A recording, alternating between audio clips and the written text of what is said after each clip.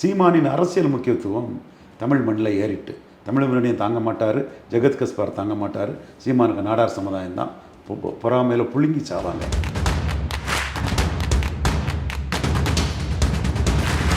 இந்திய அளவில் Akali Dal, BRS, TRS, JJP, Mayawati இப்படி எல்லாரும் வாக்கு வலிமையை இந்தியா கூட்டணிலையோ இந்தியாவிலையோ இல்லாமல் குறையும் போது சீமான் மட்டும் எப்படி டபுள் மடங்கு ஆக்கியிருக்காருங்கிறத பிஎம்ஓல இருந்தே கேட்குறாங்க.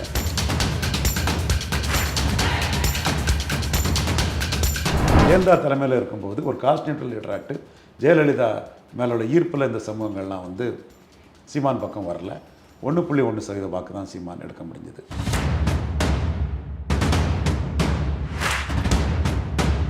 இந்த 8% வாக்குங்கிறது இந்தியாவிலே டபுள் ஆட் ஆக்குனது சீமான் ஒருத்தர் தான். இதுவும் தரவுகளோட கூடியது தான். இதை சொன்னால் கலங்கலாம், அதை பற்றி நம்ம வருத்தப்பட முடியாது.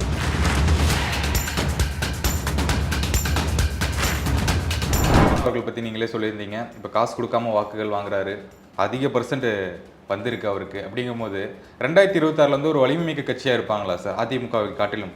அதாவது அதிமுகவின் பலகீனத்தில் தான் நாம் தமிழர் வளர்றாங்க.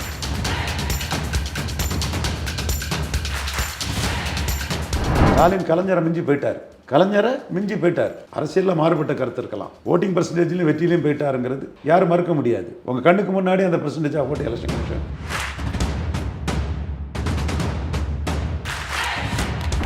வேளாளர் கம்யூனிட்டி ஓட்டை செந்தில் பாலாஜி, ஸ்டாலின் பலகீனப்படுத்திட்டாங்க. இனிமேல் இன்னும் பலகீனப்படுத்த முடியும்னா மோடி, அண்ணாமலை தான் பலகீனப்படுத்த முடியும். அப்போ அண்ணாமலை தான் கொங்கு வேளாளர் கம்யூனிட்டி ஓட்டு எடப்பாடிட்டு இருக்கிறத பலகீனப்படுத்த முடியும். வன்னியர் ஓட்டை அன்புமணி ராமதாஸ் தான் பலகீனப்படுத்த முடியும். ஸ்டாலின் அவர்களால் கூட பலகீனப்படுத்த முடியாது.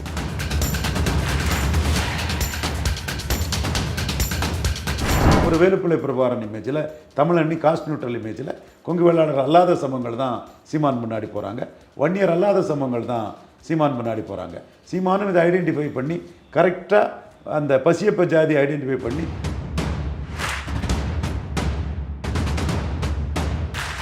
மோடி பிரதமராக இருக்கிறது வரை ஜோசப் விஜய் களத்துக்கு வந்தாலும் அரசியலில் ஆர்எஸ்எஸ் தோக்கடிக்கணும்னு நினைக்கக்கூடிய செக்யூரிட்டி சேஃப்டிக்காக வாக்களிக்கக்கூடிய கிறிஸ்தவர்கள் திமுக காங்கிரஸ் தான் வாக்களிப்பாங்க. நான் சொல்கிறேன் இல்லையா, பிராமணர்களும் அரசியல் நம்ம கையை விட்டு போயிட்டு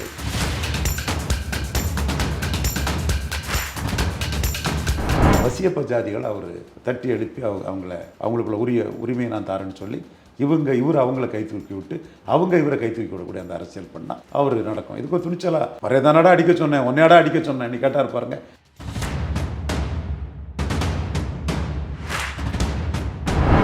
அவர் தேடி போய் அண்ணன் கட்டிப்பிடிச்சி ஆரத்தழுவி ஒரு அன்பை காட்டுறாருன்னு சொன்னால் சீமானோட அரசியல் முக்கியத்துவம் தமிழ் மண்ணில் ரொம்ப பெரிய அளவுக்கு வந்துடுச்சு.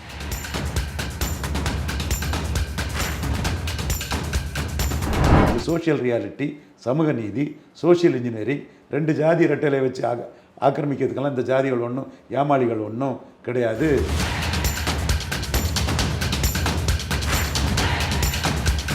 எம்பிசியில் வன்னியர் சமுதாயத்துக்கு 10.5 கொடுத்தீங்க, அவங்க உங்களை தலையில் தூக்கி வச்சு கொண்டாடுறாங்க. ராமதாஸையே விட்டுக்கிட்டு உங்களை கொண்டாடி தள்ளுறாங்க. அப்போ நீங்கள் பிசியில் பாதிக்கப்படக்கூடிய யாதவர், செங்குந்தர், விஸ்வகர்மா, முத்தரையர் இவங்களுக்கு தனி ஒதுக்கீடு கொடுத்துருக்கணுமா வேண்டாமா? ஏன் கொடுக்கல? யாரை காப்பாற்ற கொடுக்கல?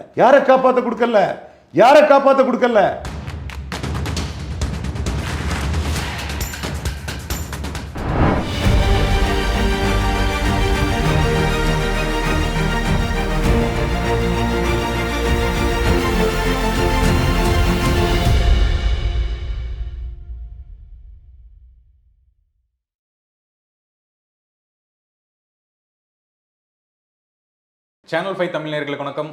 இன்றைய நேர்காணலில் நம்முடன் இணைந்திருப்பவர் அரசியல் விமர்சகர் திரு ரவீந்திரன் துரைசாமி அவர்கள்.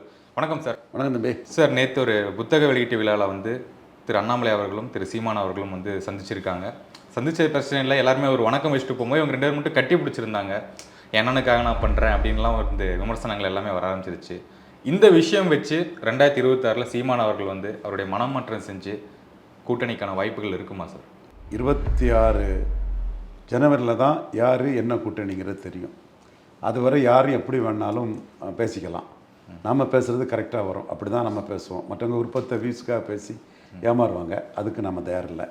ஏன்னா திமுக கூட்டணி சதவீதம்னு சொன்னாலே ஸ்டாலின் ஜெயித்திருக்காருங்கிறத தாங்க முடியாமல் புழுங்கிட்டு இருக்கக்கூடிய கோஷ்டி இந்த அளவுக்கு புகழின் உச்சத்தில் ஸ்டாலின் போயிட்டாருங்கிறவங்க வந்து அது அப்படியா நடந்துடாதான்னு விருப்பப்பட்டு பார்ப்பான். ஆனால் அது நடக்காதுன்னு நமக்கு தெரியும். ஸ்டாலின் வந்து கொடுக்குறது MP post, MLA post, mayor post இருக்கனால அக்குமுலேட்டிங் பவர், அமாசிங் வெல்த்துன்னு தான் கூட உள்ளவங்க போவாங்க, அங்கங்கே பேசுவாங்க, அப்படி போவாங்க. அது நடக்காது நமக்கு தெரியும், இன்டேக்டாக இருக்கும்னு நமக்கு தெரியும். அதே மாதிரி என்டிஏ கூட்டணியும் பாஜக பவரில் இருக்குது, இன்டேக்டாக இருக்கும்.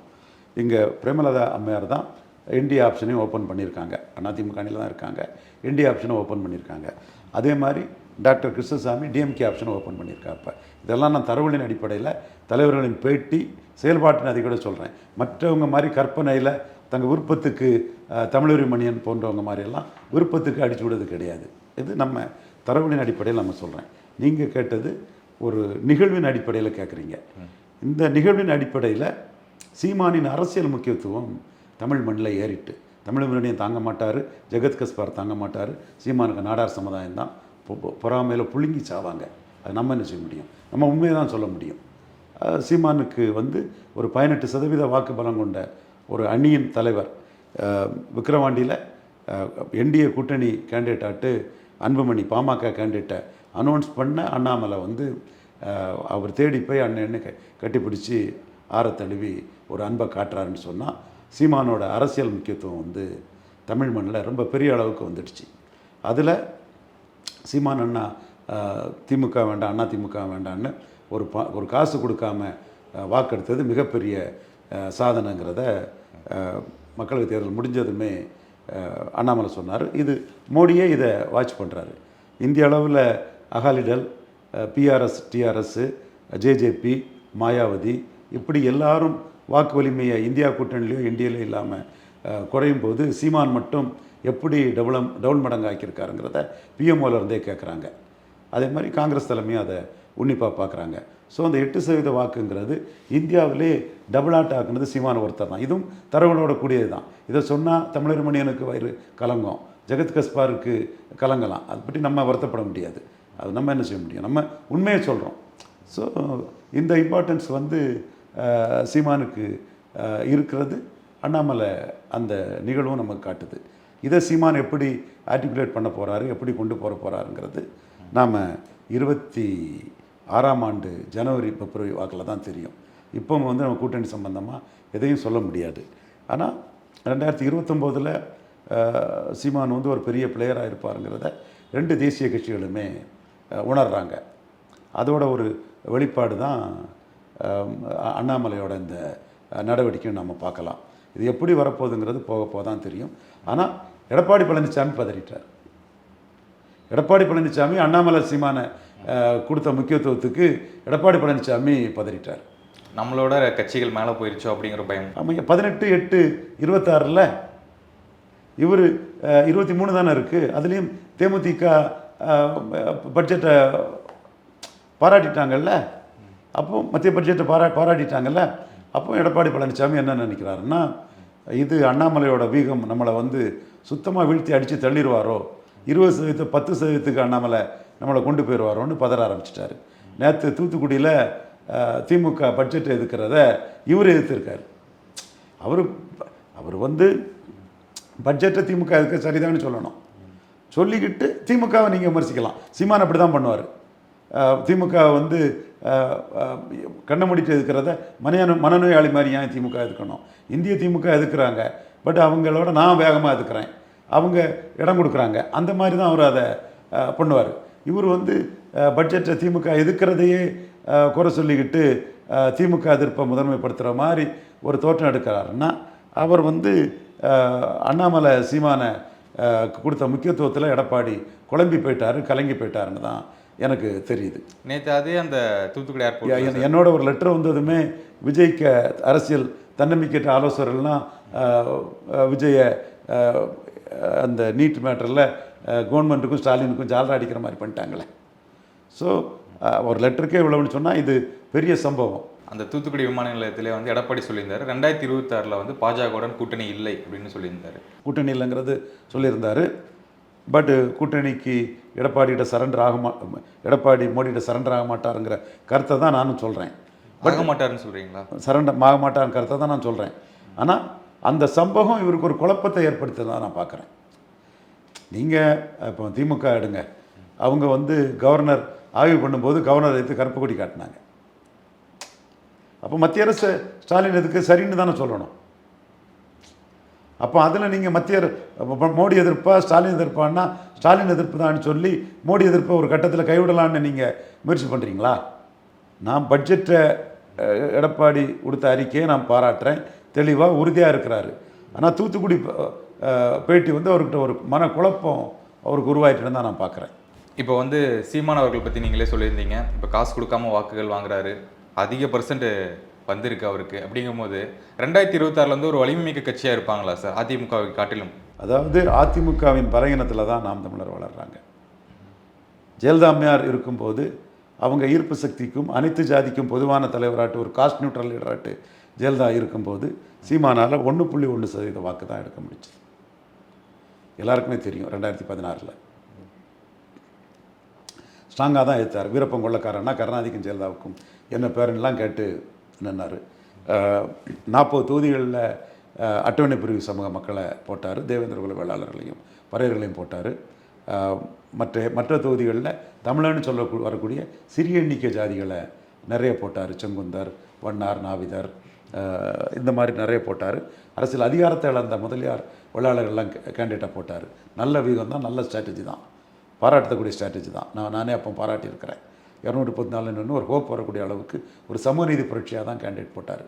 ஆனால் ஜெயலலிதா தலைமையில் இருக்கும்போது ஒரு காஸ்ட் நியூட்ரல் லீடராட்டு ஜெயலலிதா மேலோட ஈர்ப்பில் இந்த சமூகங்கள்லாம் வந்து சீமான் பக்கம் வரல. 1.1% வாக்கு தான் சீமான் எடுக்க முடிஞ்சது.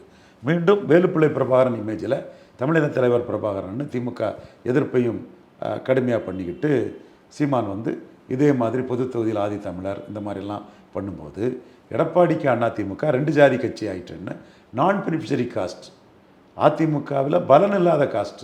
இப்போ வன்னியருக்கு அங்கே பலன் இருக்குது, 10.5 கொடுத்தாரு.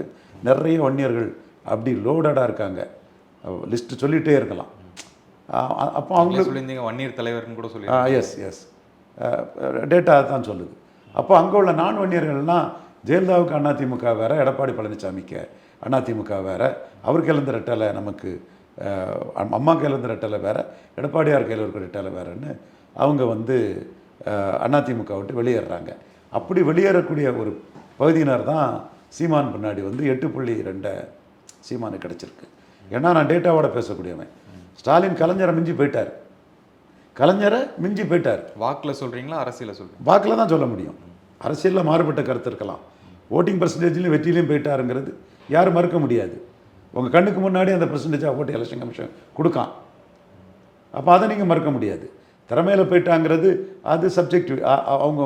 அவங்கவுங்க தக்கன பேசலாம். ஈர்ப்பு சக்தி உள்ள தலைவர், கடுமையான உழைப்பாளி, எழுத்தாளர், அதெல்லாம் பேசிக்கிட்டு இருக்கலாம். தேர்தல் வெற்றியில் தாண்டி போயிட்டார்.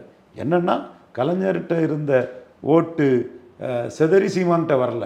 ஜெயலலிதாட்ட இருந்த ஓட்டு தான் செதறி எடப்பாடிக்கு சமூக நீதி சூறையாடல் ஈர்ப்பு சக்தி இல்லாததுக்காக சீமான்கிட்ட வருது. மீண்டும் 2026 சீமான் எடப்பாடியை மேலும் பலகீனப்படுத்துவார். எந்த ஓட்டில் பலகீனப்படுத்துவார்னா 8% ஓட்டு வன்னியர் ஓட்டு எடப்பாடிகிட்ட இருக்குதுல, அந்த ஓட்டில் பலகீனப்படுத்த முடியும் நான் நினைக்கல. அதில் டாக்டர் ராமதாஸால் மட்டும்தான் பலகீனப்படுத்த முடியும். அன்புமணி ராமதாஸ் 2% ஓட்டு கொங்கு வேளாளர் கம்யூனிட்டி ஓட்டு. அந்த கொங்கு வேளாளர் கம்யூனிட்டி வந்து அம்பாசங்கர் கமிஷன் படி தான் நான் பார்க்குறேன். 2% ஓட்டு கொங்கு வேளாளர் ஓட்டு. கொங்கு வேளாளர் கம்யூனிட்டி ஓட்டை செந்தில் பாலாஜி ஸ்டாலின் பலகீனப்படுத்திட்டாங்க. இனிமேல் இன்னும் பலகீனப்படுத்த முடியும்னா மோடி அண்ணாமலை தான் பலகீனப்படுத்த முடியும். அப்போ அண்ணாமலை தான் கொங்கு வேளாளர் கம்யூனிட்டி ஓட்டு எடப்பாடிகிட்ட இருக்கிறத பலகீனப்படுத்த முடியும். வன்னியர் ஓட்டை டாக்டர் ராமதாஸ், அன்புமணி ராமதாஸ் தான் பலகீனப்படுத்த முடியும். ஸ்டாலின் அவர்களால் கூட பலகீனப்படுத்த முடியாது. மீதி 10% வாக்கு இருக்குது இல்லையா, அந்த வாக்கில் சீமான் பெரிய அளவில் பலகீனப்படுத்தலாம். அந்த மாதிரி பகுதி பெரும்பான்மை ஜாதி இல்லாமல் ஜெயலலிதா இருக்கும்போது நம்ம அம்மா இருக்காங்கன்னு நம்பி இருந்து இப்போ பகுதி பெரும்பான்மை ஜாதி கையில் அதிகாரம் போயிட்டு நம்மளை அவங்க என்ன பாடுபடுத்துவாங்களோ, நமக்கு என்ன முக்கியத்துவம் இந்த அரசியலில் இருக்க போகுதுன்னு சொல்லும்போது ஒரு வேலுப்பிள்ளை பிரபாகரன் இமேஜில், தமிழண்ணி காஸ்ட் நியூட்ரல் இமேஜில் கொங்கு வேளாளர் அல்லாத சமூகங்கள் தான் சீமான் முன்னாடி போகிறாங்க, வன்னியர் அல்லாத சமூகங்கள் தான் சீமான் முன்னாடி போகிறாங்க.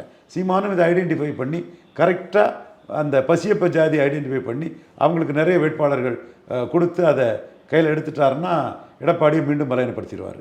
செங்குந்தர்கிட்ட பலவீனப்படுத்த முடியும், முத்தரையிட்ட பலவீனப்படுத்த முடியும், யாதவர்கிட்ட பலவீனப்படுத்த முடியும். யாதவர் திமுகட்ட நிறைய அளவு போயிட்டாங்க. விஸ்வகர்மாட்ட பலவீனப்படுத்த முடியும். இப்படி எடப்பாடியால் பிசியில் வந்து தனி ஒதுக்கீடு கொடுக்கப்பட வேண்டிய ஜாதிக்கு அவர் அநீதி இழைச்ச அந்த ஜாதிகளுக்கு வந்து அதிக வேட்பாளர்களை சீமான் கொடுக்கும்போது பலவீனப்படுத்த முடியும். அதே மாதிரி நான் சொன்ன இடஒதுக்கீட்டில் பாதிக்கப்பட்ட வழக்கமாக நான் சொல்லக்கூடிய சபல்டன் காஸ்ட், அந்த சர்வீஸ் கம்யூனிட்டி, அந்த சகோதரர்கள், குடும்ப கவுண்டர் போன்ற அந்த சகோதரர்கள் மத்தியிலையும் எடப்பாடி பழனிசாமியை சீமானால் பலவீனப்படுத்த முடியும். இது சோஷியல் ரியாலிட்டி, சமூக நீதி, சோஷியல் இன்ஜினியரிங், 2 ஜாதி இரட்டையிலை வச்சு ஆக்கிரமிக்கிறதுக்கெல்லாம் இந்த ஜாதிகள் ஒன்றும் ஏமாளிகள் ஒன்றும் கிடையாது. கடுமையான வார்த்தை வேண்டாம். அது எங்கள் நண்பர் KP முனுசாமி பெரியாருக்கு பாரதத்தினான்னு சொல்லி முதலியார், செங்குந்த முதலியார் சமநீதியையும் பறையர்கள் சமநீதியும் சூறையாட முடியாது. ஸோ சமநீதி சூறையாடல் இருக்குன்னு நான் சொல்கிறது அந்த சமூகங்கள் ஏற்றுக்கிட்டாங்க. என்ன ஜாதியவாதின்னு பலரும் பேசுகிறாங்க, அது அவங்க விருப்பம், பேசிட்டு போட்டு. ஆனால் இந்த சமூகங்கள் வந்து ஏற்றுக்கிட்டாங்க, அவங்க என்னை கொண்டாடுறாங்க. அந்த சமூகங்கள் உண்மையிலே நான் அதெல்லாம் எதிர்பார்த்து பண்ணலை. ஒரு எக்ஸ்ட்ராடினரியாக இவங்களுக்குள்ள நியாயத்தை நான் பேசுகிறேன். இப்போ லாஜிக்காக யார் வேணாலும் சொல்லக்கூடிய விஷயம் தானே. நீங்கள் எம்பிசியில் வன்னியர் சமுதாயத்துக்கு 10.5 கொடுத்தீங்க, அவங்க உங்களை தலையில் தூக்கி வச்சு கொண்டாடுறாங்க. ராமதாஸையே விட்டுக்கிட்டு உங்களை கொண்டாடி தள்ளுறாங்க. அப்போ நீங்கள் பிசியில் பாதிக்கப்படக்கூடிய யாதவர், செங்குந்தர், விஸ்வகர்மா, முத்தரையர் இவங்களுக்கு தனி ஒதுக்கீடு கொடுத்துருக்கணுமா வேண்டாமா? ஏன் கொடுக்கல? யாரை காப்பாற்ற கொடுக்கல? யாரை காப்பாற்ற கொடுக்கல? யாரை காப்பாற்ற கொடுக்கல? அந்த புள்ளி வருது இல்லை. அப்போ நம்ம எக்ஸ்ட்ராடினரி அதை சொல்லும்போது அந்த சமூகங்கள் வந்து அதை உணர்றாங்க. எடப்பாடி பழனிசாமி தப்பு பண்ணிட்டாங்க, இவர் பொறுப்பு இல்லாமல் இடஒதுக்கீடுல கை வச்சுட்டாரு, சமூக நீதி சூறையாடுறாரு, அவருக்கு எதிராக நம்ம போனோம். சீமான் நமக்கு முக்கியத்துவம் கொடுத்தா சீமானை நம்ம ஆதரிப்போம்னு அவங்க போகிறாங்க. சீமானின் வெற்றிங்கிறது நான் beneficiary cost of Edappadi Palaniswami தான். சீமான் அவர்கள் பாஜக கூட்டணியில் வரும்போது அதில் இருக்கக்கூடிய பாமக அன்புமணி ராமதாஸ் அவர்களுக்கு வந்து ஏதாச்சும் பாதிப்பு ஏற்படுமா? அதாவது சீமானன் தன் கூட்டணியை முடிவு பண்ணலை. அவர் தனிச்சு போட்டின்னு சொல்கிறாரு. என்னோட பார்வை 214 தனிச்சு போட்டி இட்டு கன்ஷிராம் பாணி, நிதிஷ்குமார் பாணியில் அவர் சமூக நீதி புரட்சி வேட்பாளர் நிறுத்தினார்னா அவர் விக்கிரவாண்டியில் சொன்ன மாதிரி 2 மடங்கு இல்லை, நான் ஏற்கனவே சொன்ன மாதிரி மக்களவைத் தேர்தலில் 2 மடங்கு வந்துட்டார்னா சட்டமன்ற தேர்தலில் 3 மடங்கு வருவார்னா அது நியர்லி 1 crore votes வரை அவர் போயிடுவார். காரணம் இந்த பசியப்ப ஜாதிகள் அவர் தட்டி எழுப்பி அவங்களுக்குள்ள உரிமையை நான் தரேன்னு சொல்லி இவர் அவங்கள கை தூக்கி விட்டு அவங்க இவரை கை தூக்கி விடக்கூடிய அந்த அரசியல் பண்ணால் அவர் நடக்கும். இதுக்கு ஒரு துணிச்சலாக ஒரு போல்டாக எடுத்து நிற்கணும். பறையதானடா அடிக்க சொன்னேன், ஒன்னையாடா அடிக்க சொன்னேன் நீ கேட்டார் பாருங்க. அந்த போல்ட்னஸோட அவர் அந்த அரசியலை பண்ணார்னா அவர் வந்து ஜம்பிங் பார்ட்டியாட்டு 26லேயும் இருக்கலாம். கூட்டணி பற்றி அவர் கிறிஸ்டின் முஸ்லீம் ஓட்டை எதிர்பார்க்கார், அவர் எதிர்பார்ப்பு இருக்குது. அப்போது நம்ம அப்படி எதிர்பார்ப்பு இருக்கிறவரை நம்ம அவர் பி டீம்னு அவரை மற்றவங்க குறை சொல்லக்கூடிய அளவுக்கு நம்ம பேச வேண்டியதில்லை. பட் கூட்டணிங்கிறது 2026 ஜனவரி அந்த டைமில் தான் முடிவாகும். ஒரு இறுதியான கேள்வி என்ன அப்படின்னா, பிரசாந்த் கிஷோர் அவர்கள் வந்து அக்டோபர் 2ஆம் தேதி கட்சி ஆரம்பிக்கிறேன் அப்படின்னு சொல்லியிருக்காரு, அறிவிச்சிருக்காரு. அடுத்த வருஷம் பீகார் தேர்தலே நிற்க போகிறேன் அப்படின்னு சொல்லியிருக்காரு. எப்படி ஒரு அரசியல் வியூக நிபுணர் டு அரசியல் கட்சி தலைவர், இது எப்படி பாசிபிள் அப்படி நினைக்கிறீங்க? அவருக்கு பீகாரில் ஒரு ஸ்பேஸ் இருக்குது. அது எப்படி அவர் கையாள போகிறாருன்னு தான் பார்க்கணும். Just because of his being a Brahmin he could not be a லீடர்னு நான் சொன்னேன். ஒரு பிராமணர் என்பதற்காகவே தலைவராக முடியாது. ஆனால் மைதிலி பிராமணர்களுக்கு பீகாரில் ஒரு அதிருப்தி இருக்குது. நம்ம இழந்துட்டோம்.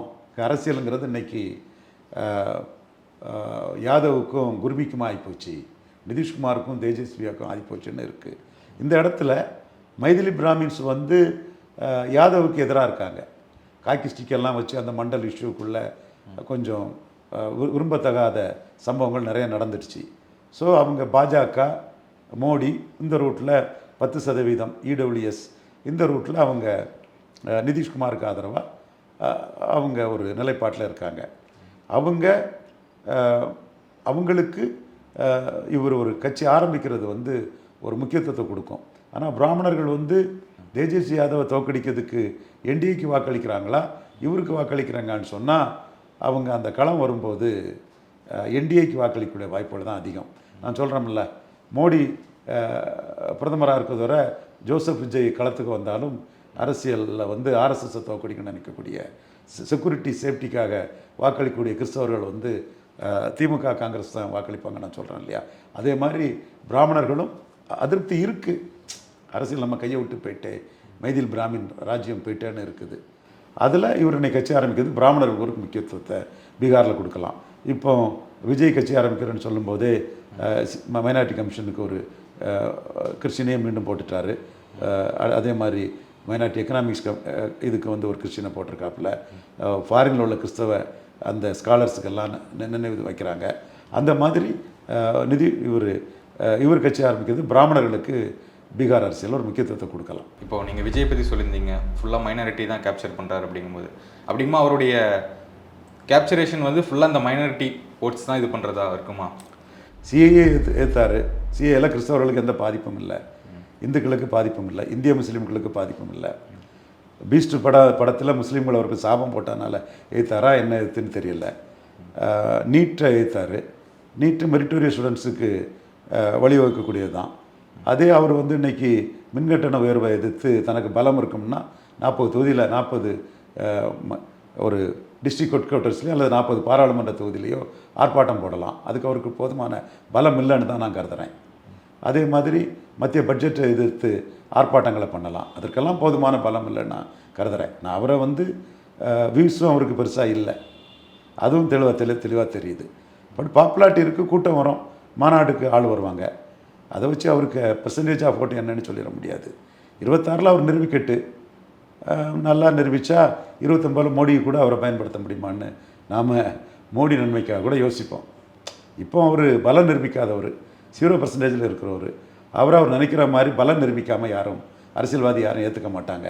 அந்த இடத்துல அவரோட அரசியல் ஆலோசனை முட்டாள்தனம் 2026 தேர்தல் கூட்டணி பேச வரும்போது உங்களுக்கு என்ன இருக்குது, என்ன பலத்தை நிரூபிச்சிட்டிங்க, சிவாஜி கணேசன் பிளாப் ஆகலையா, ரஜினிகாந்த் 2004 டெபாசிட் இழக்கலையா சிதம்பரத்தில், நீங்கள் கள்ளக்குறிச்சியில் சொல்லியும் என்ன நடந்துடுச்சு விக்கிரவாண்டியில், நீங்கள் மோடியை பார்த்தோம் அதிமுக 6% வாக்கு குறையில்லையா. அதனால் நீங்கள் நிரூபித்தாதான் பலம் உங்களை மதிக்க முடியுமே தவிர பலம் நிரூபிக்காதவருக்கு அடையாளத்துக்கு கொஞ்சம் சீட்டு வச்சுடுங்கன்னு தான் சொல்லுவாங்க. அரசியல் அவரோட பணத்தை வாங்கிக்கிட்டு பிராண்டிங் பண்ணக்கூடிய அரசியல் ஆலோசகர்கள் அவருக்கு தவறான ஆலோசனைகளை சொல்லிகிட்டு இருக்காங்கன்னு தெரியுது. பார்ப்போம். இன்றைக்கி பொறுத்தளவில் அவர் பலம் நிரூபிக்காதவர், பாப்புலாரிட்டி உள்ளவர். பலம் எப்படி நிரூபிக்கிறாங்கிறத பொறுத்திருந்து பார்ப்போம். தொடர்ந்து பேசுவோம் சார். உங்கள் நேர்காணலுக்கு மிக்க நன்றி. வணக்கம் சார்.